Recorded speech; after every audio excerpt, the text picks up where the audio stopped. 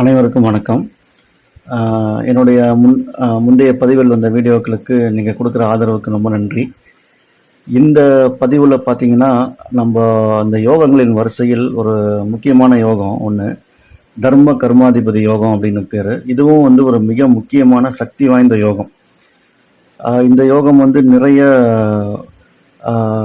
அரசியல் தலைவர்கள், நிர்வாகிகள், தொழிலதிபர்கள் அவங்களுடைய ஜாதகத்தில் காணப்படுது. இது ஒன்றும் இல்லை, ரொம்ப சிம்பிள். இது ஒரு ஜாதகத்தில் 9ஆம் வீட்டு அதிபதியும் 10ஆம் வீட்டு அதிபதியும் சேர்ந்து இருந்தாங்கன்னா அது தர்ம கர்மாதிபதி யோகம்னு சொல்லிட்டு ஒன் லைனில் நம்ம சொல்லலாம்.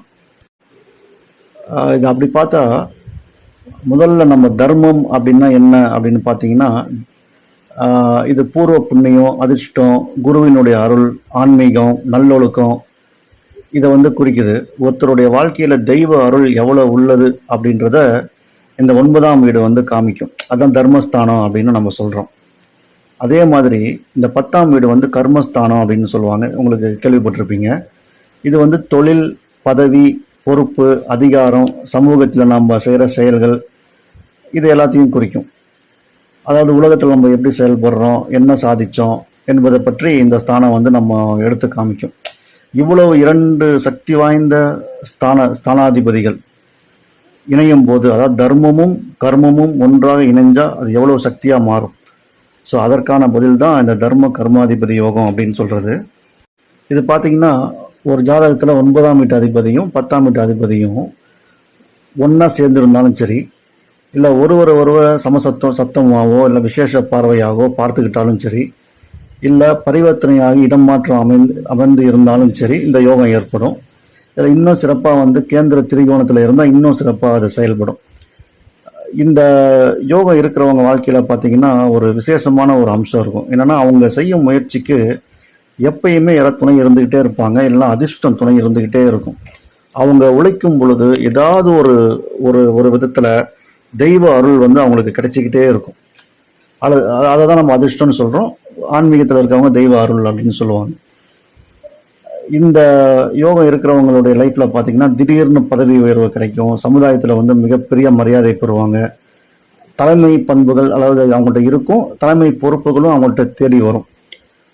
மக்கள் அவங்கள ரொம்ப மதித்து பாராட்டி அவங்களும் ரொம்ப புகழோடு இந்த சமுதாயத்தில் இருப்பாங்க. பொதுவாக சொன்னால் ஒரு அழகான ஒரு கருத்து என்னென்னா, தர்மம் இல்லாமல் கர்மம் வெற்றியை தராது, கர்மம் இல்லாமல் தர்மம் பலன் தராது. ஆனால் இந்த 2 சக்திகளும் ஒன்றா சேர்ந்தால் அதுவே வாழ்க்கையில் பெரிய உயர்வை கொடுக்கும். ஸோ அதனால தான் பழமையான ஜோதிட நூல்கள் என்ன சொல்கிறாங்கன்னா, தர்ம கர்மாதிபதி யோகம் இருக்கிறவங்க சமுதாயத்தில் மிகப்பெரிய வழிகாட்டியாக உருவாகிறதுக்கு மிகப்பெரிய வாய்ப்பு இருக்குது. இப்போ இதில் இன்னொரு சூட்சமம் பார்த்தீங்கன்னா, இந்த யோகம் இருக்கிறவங்க, அதாவது தர்ம கர்மாதிபதி யோகம் இருக்கிறவங்களுக்கு கூட நடைமுறையில் சில டைமில் சரியாக அது ஒர்க் ஆகாது, சாதாரணமாக கடந்துட்டு போயிடும். அதுக்கு என்ன காரணம்னு பார்த்தீங்கன்னா, அவங்களுக்கு அந்த பர்டிகுலர் கிரகத்தினுடைய திசைகள் வராமல் இருக்கலாம். இப்போ உதாரணத்திற்கு கடகலக்கணத்துக்கு 9ஆம் இடம் அதாவது குரு, 10ஆம் இடம் செவ்வாய். இந்த குரு செவ்வாய் சேர்ந்து எங்கே இருந்தாலும் தர்ம கர்மாதிபதி யோகம் தான். பட் ஆனால் அந்த யோகம் இருக்கிறவங்களுக்கு அதனுடைய பலன்கள் வராமல் போகுது அப்படின்னா, ஒன்று குருவோ செவ்வாயோ ஸ்தான பலம் இழக்கலாம், ராகுகேது மிட் பாயிண்டில் மாட்டிகிட்டு இருக்கலாம், இல்லை ஏதாவது ஒரு கிரகம் வக்ரமாக இருக்கலாம், இல்லை 3, 6, 8, 12 போன்ற மறைவு ஸ்தானங்களில் அந்த கிரகங்கள் மாட்டிகிட்டு இருக்கலாம். ஸோ இந்த மாதிரியான அமைப்புகள்லாம் இல்லாமல் நல்ல நிலையில் இருக்கக்கூடிய தர்ம கர்மாதிபதி யோகம் மிக சிறந்த முன்னேற்றத்தை ஒருவருக்கு கொடுக்கும். அவர் வாழ்க்கையில் ஆரம்பிக்கும் பொழுது சாதாரணமாக இருந்தாலும் படிப்படியாக அவங்க வாழ்க்கையில் மிக உயர்ந்த ஒரு நிலைக்கு அந்த யோகம் எடுத்துகிட்டு போகும். இது நிறைய பேருடைய வாழ்க்கையிலையும் நம்ம பார்க்க முடியுது.